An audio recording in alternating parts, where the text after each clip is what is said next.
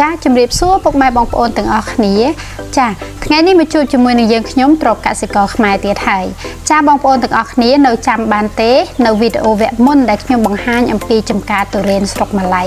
ចាថ្ងៃនេះផងដែរខ្ញុំនឹងមកបង្ហាញ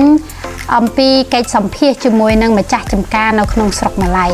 តែគាត់យល់ឃើញបែបណាបន្ទាប់ពីទទួលបាននៅសេវាកម្មថែទាំអំពីក្រុមបច្ចេកទេសរបស់យើងខ្ញុំចាអញ្ចឹងយើងទៅជួបជាមួយគាត់ទាំងអស់គ្នាស្ដីបងទាំងពីរ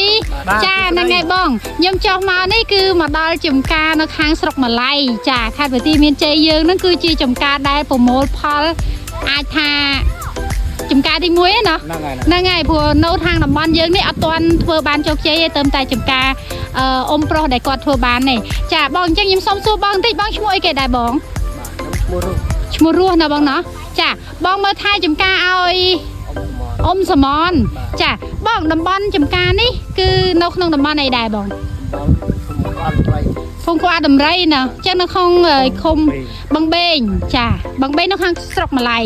ប៉ៃខាងនេះនៅខាងស្រុកម៉ាឡៃដែរចាអញ្ចឹងចំការបងមើលជារួមបងមើលជារួមចំការហ្នឹងក្រោយពេលដែលបងខាងបច្ចេកទេសគាត់មកមើលហើយនេះសុំសម្ដីពិតណាបង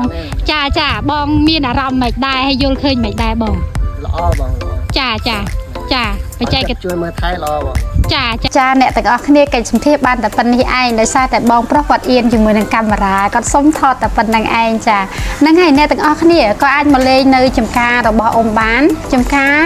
ទុរេននេះគឺជាការទុរេនរបស់អ៊ំសមននៅក្នុងស្រុកម៉ាឡៃអ្នកទាំងអស់គ្នាក៏អាចចេញមកលេងបាននៅខាងភូមិលវាឃុំបឹងបេងស្រុកម៉ាឡៃខេត្តបន្ទាយមានជ័យយើងហ្នឹងបើសិនជាពុកម៉ែបងប្អូនចង់មកលេង